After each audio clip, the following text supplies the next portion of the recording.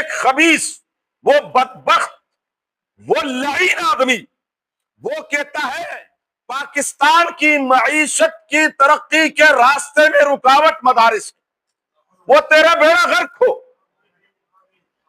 وہ بدبخت انسان، وہ ذلیل انسان، مدارس کے سے کیا تعلق؟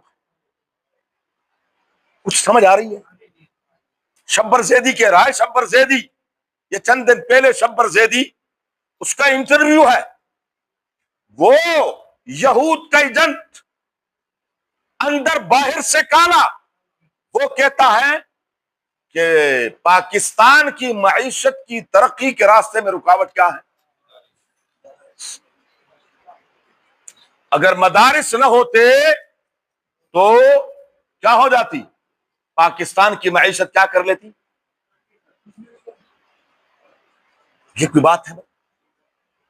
یہ خبیث، یہ ورلڈ بینک کا ملازم، یہود کا ملازم، یہ آپ کے اسٹیٹ بینک کا چیئرمین رہا، کروڑوں روپیہ اربوں روپیہ پاکستان سے لے گیا، اور جب اسے سوال ہوا کہ جی معیشت، اس نے کہا معیشت کے راستے میں رکاوٹ کون ہے؟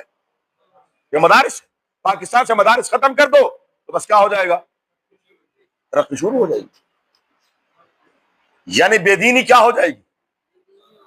ہاں بس بے دینی جتنے زیادہ ہو جائے گی، نعوذ باللہ، اللہ ہدایت نصیب فرما، ورنہ ایسے بدبختوں کا بیڑا غرق ہو جائے۔ عجیب و غریب الفاظ، مدارس کے سے تعلق کیا ہے؟